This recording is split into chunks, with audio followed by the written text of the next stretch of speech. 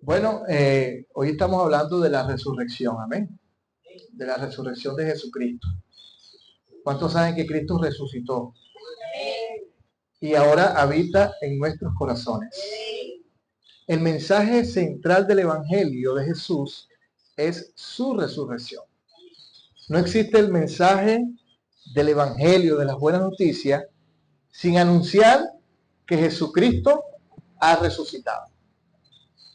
Ahora, ¿para qué resucitó el Señor? Porque de repente muchos hablamos de que Cristo resucitó, pero nos hemos preguntado, ¿para qué Jesucristo resucitó? Para la salvación. Dice la palabra, para nuestra justificación. Cristo murió por nuestras transgresiones, pero resucitó para nuestra justificación. Debo saber para qué resucitó Cristo. Necesito, como hijo de Dios, como miembro del cuerpo de Cristo, saber para qué Cristo resucitó. Porque si no, se convierte en un eslogan, ¿cómo que llaman eso cuando? Una insignia, un dicho de que Cristo resucitó. Y mucha gente no sabe si eso fue verdad o fue mentira. Hay discusiones todavía en el mundo sobre si Cristo resucitó o no resucitó. Sin embargo, siempre Dios nos va a dar pruebas de su resurrección. Aunque haya pasado 2000 años de ese acontecimiento, en el presente, Dios nos va a dar pruebas contundentes. Y a muchos de nosotros nos ha dado prueba contundente de su resurrección. Y una prueba contundente de su resurrección es que usted está aquí. Si Cristo no hubiese resucitado, usted no estuviese aquí. Porque precisamente el que lo trajo fue Jesucristo, el resucitado. ¿Sí? Aquí se pueden congregar, ¿verdad? Como dice el Señor, el que es de Dios, la palabra de Dios oye. Entonces, esto es una evidencia clara, más que un milagro, más que una intervención sobrenatural, divina, que Cristo ha resucitado. El hecho de que usted esté aquí, el hecho de que usted se congregue, usted puede estar en una iglesia donde se predique a Jesucristo, la salvación de Jesucristo, la resurrección de Jesucristo, como el acontecimiento principal, central del Evangelio. De las buenas noticias es la resurrección de Jesucristo. No existe Evangelio sin la resurrección de Jesucristo.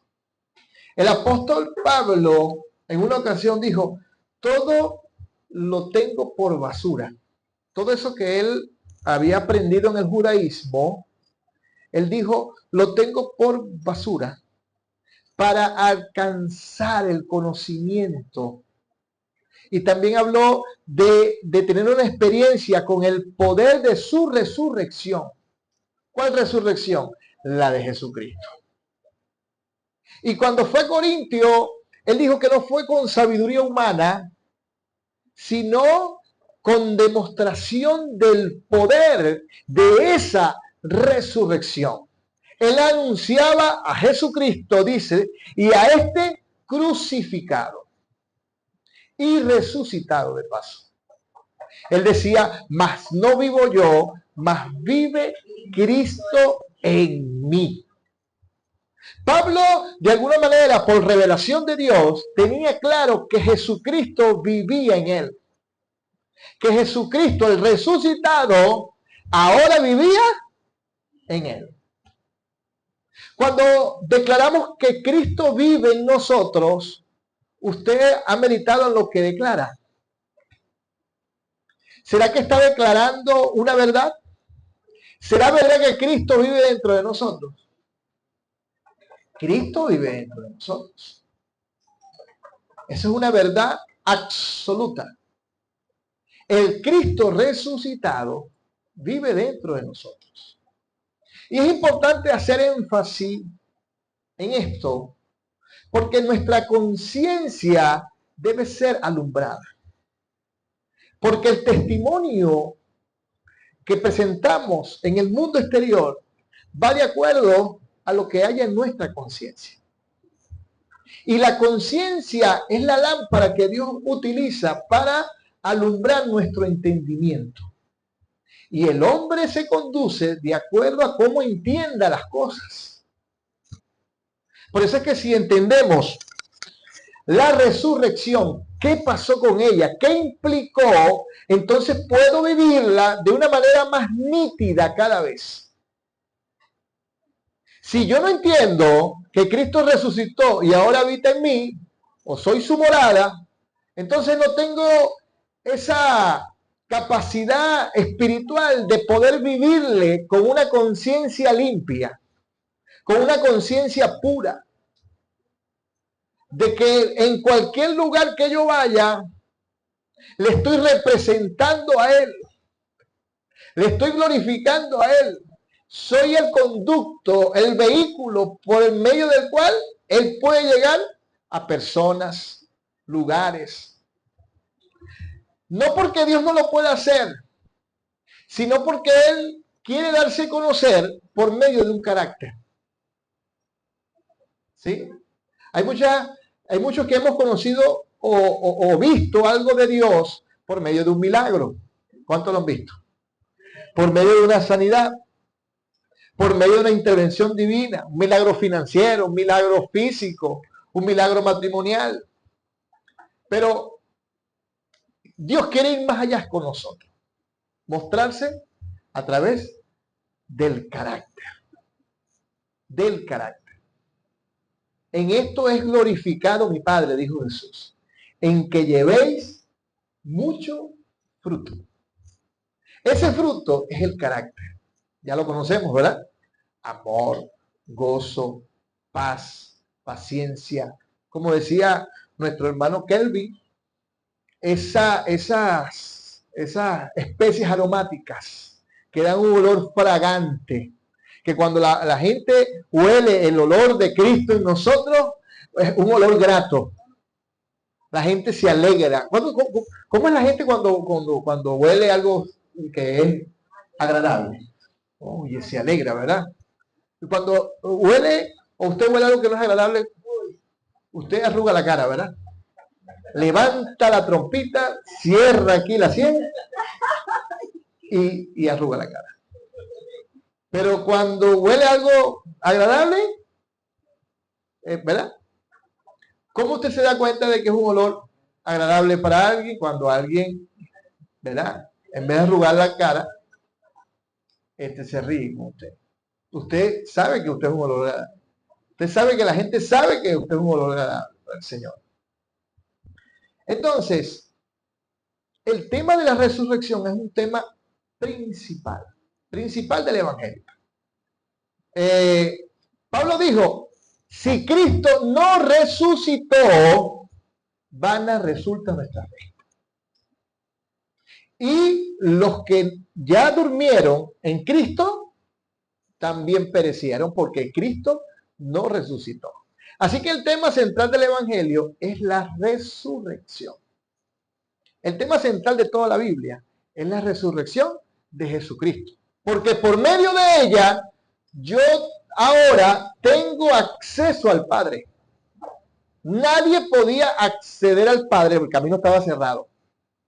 Es más, Dios estableció un tabernáculo, un mueble físico para medio acercarse a Él. Y no entraba todo el mundo. Pero estas mujeres no tenían fe porque ellas fueron a echar el perfume al cadáver. Ok, porque era una costumbre de ungir con especies aromáticas al cuerpo del muerto. Esa era una costumbre allá en Israel. Pero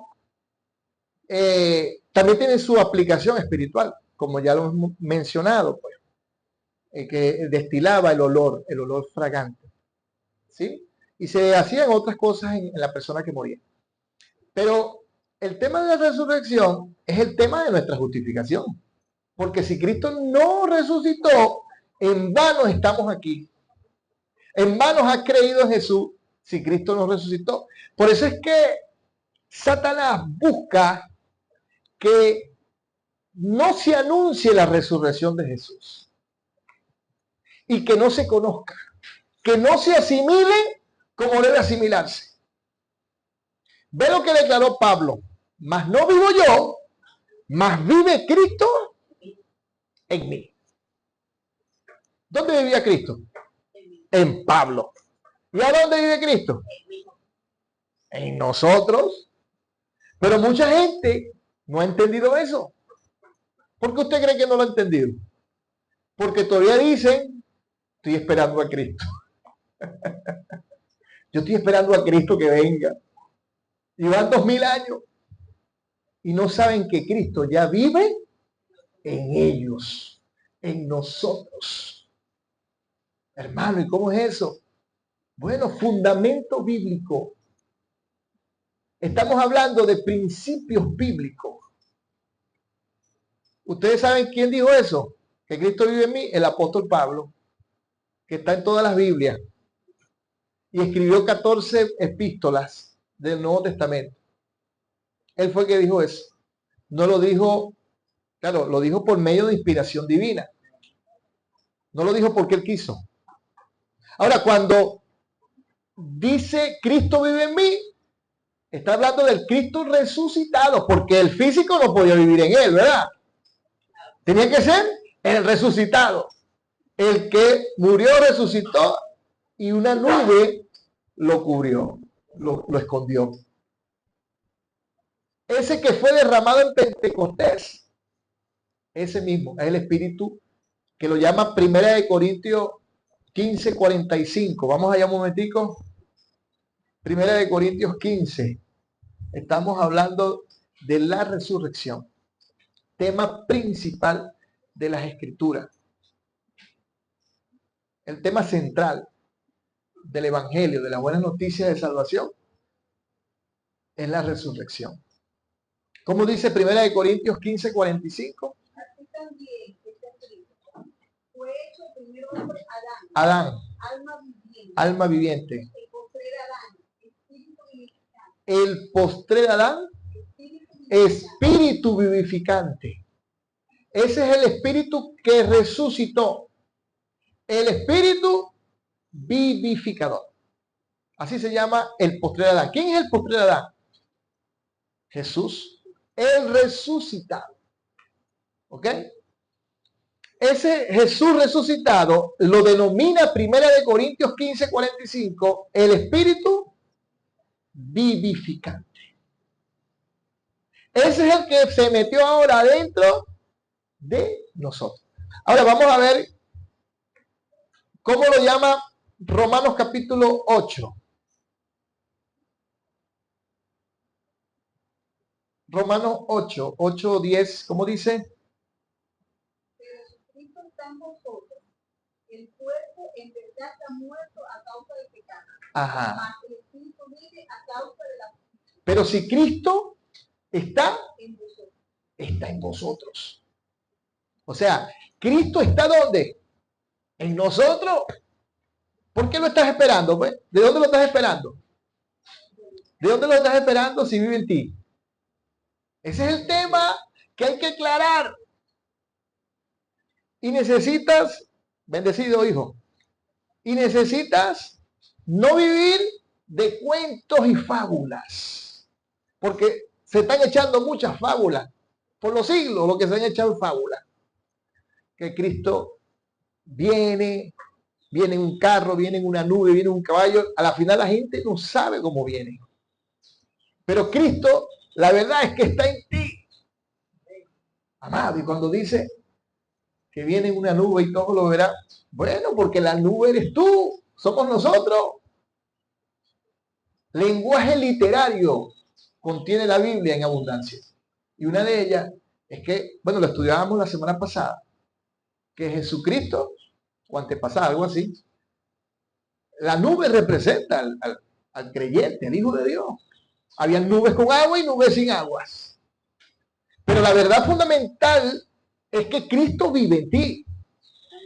Dice ahí en el 8:10, vamos, repitámoslo, por favor. ¿Por cuánto? No, el 8:10. El 10, versículo 10. Está en vosotros. El Ajá. cuerpo en verdad está muerto a causa del pecado, mas el espíritu vive a causa de la justicia. El cuerpo está muerto a causa del pecado, porque el pecado también mora en el cuerpo. Pero tu espíritu vive a causa de la justicia. ¿Cuál es esa justicia? La resurrección. La justicia de Dios se manifestó en la resurrección. Ahora, ¿qué dice el versículo 9? Mas vosotros no vivís según la carne, sino según el espíritu. Ajá, siga. Si es que el espíritu de Dios mora en vosotros. Si es que el espíritu de Dios mora en vosotros. Ajá. Si alguno no tiene el espíritu de Cristo, no es de él. Si alguno no tiene el espíritu de Cristo, o sea que si tú no tienes a Cristo, no eres de Él. Si lo estás esperando, no eres de Él. Porque si ya lo tienes, entonces eres de Él. Si lo estás esperando que venga algún día, entonces no eres de Él. Porque dice, si alguno tiene el espíritu de Cristo, oigan bien, entonces no es de Él. ¿De quién? ¿De Dios? ¿Tú dices que eres de Dios? Bueno, debes tener el espíritu de Cristo. Si tú niegas a Cristo en ti, ¿cómo lo niegas? ¿Cómo lo puedes negar? Pensando o creyendo que Él no vive en ti, sino que viene algún día, vive más allá arriba de las nubes del cielo y viene algún día. Por eso es que nuestra conciencia como cristiano, nuestra mentalidad como cristiano, es muy diferente a lo que las escrituras están diciendo. Y obviamente, indiscutiblemente, que si nuestra mente como cristiano está en una mentira, nuestro caminar y nuestro actuar, ¿cómo va a ser? Anticristiano. Por eso es que dice, el que no confiesa que Jesucristo ha venido en carne, este es el anticristo. O sea, todo espíritu que no confiesa que Jesucristo ha venido en carne, este es el anticristo. O sea, si no confieso con mi vida que Jesucristo ha venido en mi carne, porque Dios se encarnó una vez en Jesús y se encarnó ahora en su cuerpo. ¿Qué pasa? Entonces mi vida va a ser anticristiana. No voy a querer con Cristo, no voy a querer lo que necesito querer. Entonces, ¿Cristo qué hacía Cristo? Cristo se levantaba de mañana a orar. Cristo se levantaba a rendirse al Padre. Entonces no quiere nada con eso, no, lo que quiere es dormir. Anticristiano. Así demuestro que soy un anticristiano. Las mujeres se levantaron de mañanita a buscar a Jesús, al resucitado. Nos levantamos nosotros de mañanita a buscar resucitado. ¿Dónde está? Para que aparezca, para que oye. Eso, porque lo estoy buscando es a Él, al que resucitó. Por eso es que a veces no creemos. O sea, por eso es que puedo ver y ustedes pueden notar, oye, no creemos en la resurrección, no tenemos conciencia de la resurrección. No entendemos qué pasó ahí. Creemos que eso fue hace 2000 años, bueno, lo experimentaron ellos y nosotros no. Mentira, eso está vigente su resurrección. No prescribe. El mismo Dios de ayer es hoy y siempre.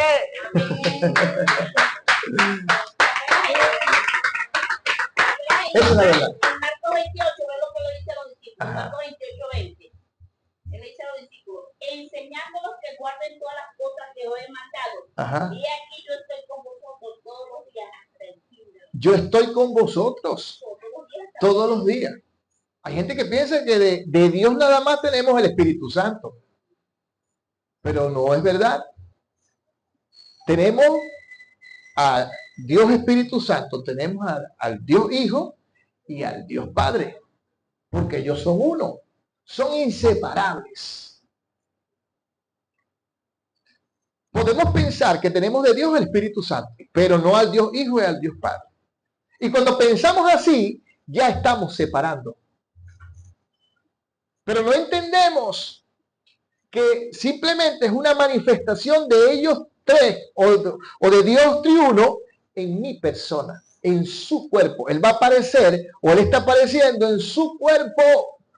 Por eso es que cuando nos reunimos o tenemos comunión, nuestra verdadera comunión no es con el hombre físico que podemos ver, como dice Primera de Juan capítulo 1, sino nuestra verdadera comunión es con el Padre y con su Hijo Jesucristo. Nosotros podemos creer que aquí está el Padre y su Hijo Jesucristo. Amén. No, hermano, pero yo no lo veo. ¿Y quién te dijo que tienes que verlo para creerlo? Pues los santos, los que viven en la fe, que Él ha llamado, los ha llamado ¿a qué? ¿A vivir por vista o por fe? Los que hemos nacido de nuevo nos han llamado a vivir por fe. Bienaventurados los que no vieron y creyeron, pero debes creer en lo que Él está diciendo, no en lo que yo crea o una idea mía, porque puedo estar aplicando una cierta fe a una idea. Y no es mi idea, sino lo que Él dice. Si Él dice que resucitó y vive en mí, debo creerlo aunque no lo vea. Por eso es que si me paro en lo que el apóstol Pablo, ¿por qué tengo que contradecir al apóstol Pablo? Pues eso se llama rebeldía. Si yo no creo que Cristo vive en mí, soy un rebelde, caballero. Digo que creo en Dios, pero no creo a su palabra. Eso es peor que un incrédulo. Entonces, puedo decirle que le amo. Vamos a pensar que es por desconocimiento, que digo que le amo, pero no creo que Él está en mí. O que los tres, o el Dios triuno está en mí, sino que nada más de Él tengo el Espíritu Santo, pero digo que le amo sin entender esto. Y debo entender para que el gozo de Él, el amor, sea cumplido en mi vida. En que los tres, o el Dios triuno, mejor dicho, está en mí. ¿El Padre vive en ti? Sí. ¿El Hijo vive en ti? ¿El Espíritu Santo vive en ti? Eso. Y cada uno de ellos tiene una función en el cuerpo, en su cuerpo, que es la iglesia. Es la casa del Dios vivo. Ajá. Exactamente. Vamos a leer 1 Corintios 15, 45, porque 1 Corintios 15 habla mucho de la resurrección. Hace énfasis en la resurrección. Cuando dijo, bueno, se siembra en cuerpo animal y se resucita en cuerpo espiritual. Más atrás, en 1 Corintios 15. Ajá. 45 en adelante, vamos a leerlo. Ajá. Para ir. Así también está escrito: fue hecho el primer hombre Adán, alma viviente. Ajá. El postrer Adán, espíritu vivificante. Ok. Mas lo espiritual no es primero, sino lo animado. Luego lo espiritual. El primer hombre de la tierra, terrenal. Ajá. El segundo hombre, que es el Señor, es del cielo. ¿Cuál es el terrenal? Tales también los terrenales. Ok. ¿Cuál el celestial? Tales también los celestiales. Y así como hemos traído la imagen del terrenal, traemos también la imagen del celestial. Así como hemos traído la imagen del terrenal, Traemos la imagen del traeremos traeremos la imagen del celestial. ¿Pero quién la trae? el Señor. Usted mismo. ¿O dónde se manifiesta esa imagen? En usted, en mí. El Señor no tiene otro cuerpo donde manifestar su imagen. ¿Quién es la imagen del Dios invisible? Jesucristo. Pero ahora Jesucristo, como vive en ti, ahora tú eres la imagen del Dios invisible. Jesucristo es la imagen del Dios invisible. O sea, es el que lo hace visible, pues. Por medio de Jesucristo podemos ver al Dios invisible. No una figura lo que queremos ver, o el propósito de Dios que nosotros veamos, no es una figura, sino su carácter. Ajá. Ajá. 47. Ajá. ¿Cómo dice? El primer hombre es de la tierra. De la tierra. Terrenal. Adán. Ajá. El segundo hombre, escucha aquí, Ajá. es el Señor. ¿Qué es el Señor? Es El Señor. Es del cielo. Es el Señor mismo que se manifiesta en nuestra carne. Claro. El Espíritu. El Señor. Es el Señor. Y por eso en el 45 dice que es el Espíritu vivificante. Pero muchos lo esperan como una figura, como algo físico, como una persona física de carne y hueso unipersonal. Pero él no es unipersonal, él es multipersonal ahora porque está en un cuerpo de muchos miembros. Y que muchos lo sacan porque dice del cielo, pero también dice que tales son los terrenales y tales son los celestiales. Cuando habla de correcto. Está hablando de los espíritus, hechos edificantes por él mismo. Porque nuestro entendimiento, cuando hablan de cielo, se traslada a lo físico, más allá de las nubes, el universo, las galaxias. Pero el término cielo en la Biblia enfoca esencialmente el espíritu, la dimensión espiritual. Por eso que dice que el primer hombre es de la tierra, su vida es natural, física, pero el del cielo, o sea, es espiritual, es una vida espiritual. Aunque como decía Romanos 8:10, que lo leímos hace un momento, aunque si el Espíritu de Cristo está en ti, el cuerpo está muerto a causa del pecado, pero el Espíritu vive a causa de la justicia. Ahora, antes de Cristo, tu espíritu no vivía. Estabas muerto en delitos y pecados. Pero ahora, a causa de que Cristo ahora vive en ti, dice también Efesios capítulo 2, versículo 6, que juntamente con él te resucitó y te sentó en lugares celestiales. Cuando dice te sentó, ese verbo está en pasado. Pero tú no has salido de la tierra, pero él ya te sentó en lugares celestiales. Si no entiendes ese lenguaje del reino de los cielos, entonces no puedes disfrutar lo que Dios ya te regaló por medio de Jesucristo. Porque hay gente luchando por conseguir cosas, pero con un mal entendimiento. Entonces luchan contra el pecado, luchan contra la economía y se la pasan en una eterna batalla, que son más los sufrimientos que los disfrutes. Sí, son necesarios los sufrimientos, pero deben ser más los disfrutes que los sufrimientos para un hijo de Dios. Porque aunque suframos, porque el reino de Dios se opera en el sufrir, pero el sufrir de nosotros, oye, es con el Espíritu Santo, vas gozoso. Bueno, calculen nuestros hermanos que los mataban, los aserraban, los cortaban por la mitad y iban alabando a Dios, iban sufriendo, pero el sufrimiento es diferente que el del mundo. Oye, es diferente. Entonces, no puedo disfrutar lo que Dios me regaló ya. Entonces me la paso buscando bendiciones, me la paso buscando cosas, me la paso buscando en Cristo algo equivocado, sin saber que Él ya me dio la victoria. Él ya me dio la bendición. No dice en Efesios 1:3 que Él me bendijo con toda bendición espiritual. ¿Ah? Entonces, ¿por qué hay mucha gente que no cree? Porque doctrinalmente han recibido una mentira. Dios te va a bendecir. Haz para que Dios te bendiga. Dios te bendiga. Dios te bendiga mucho. Dios te bendiga más.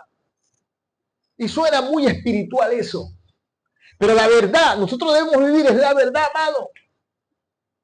En un video de estos que ahora estoy haciendo, o Dios me ha puesto a hacer, antier creo que fue, o ayer, decía que lo correcto, hacer lo correcto, hablar la verdad, oye, va a costar sufrimiento, va a costar rechazo, va a costar persecución, va a costar, amado.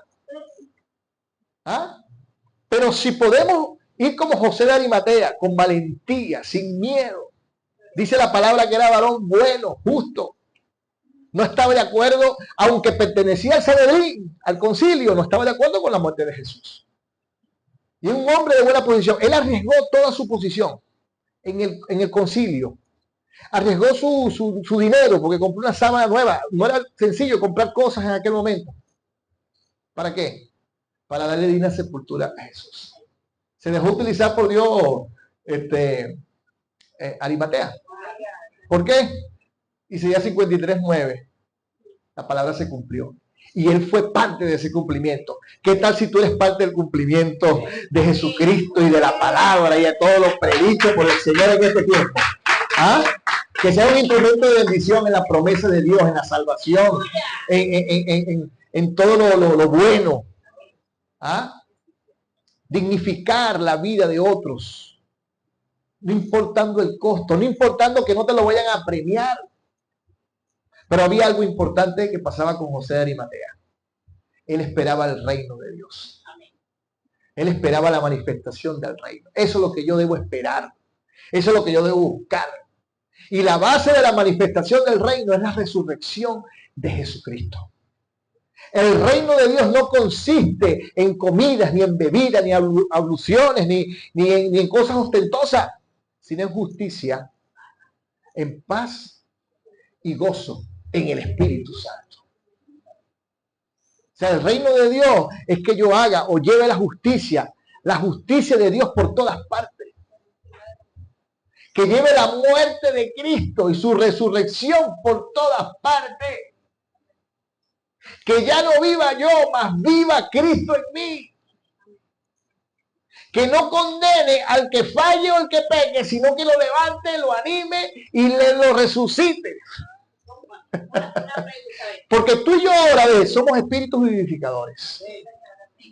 El espíritu vivificador da vida a todo. Elimina la muerte. Es la sal de la tierra. Donde haya muerte, le echa sal. Donde haya corrupción, le echa sal. Eso. Sí. Por eso mi mente debe ser ministrada cada día. Mi conciencia debe ser alumbrada. O mi entendimiento debe ser alumbrado constantemente por la palabra de la resurrección. El evangelio de la resurrección. Jesucristo resucitó en mí. Diga conmigo, Jesucristo resucitó en mí. Y ha aparecido en mí. Y seguirá apareciendo. Es verdad que el Cristo que resucitó hace 2000 años está presente.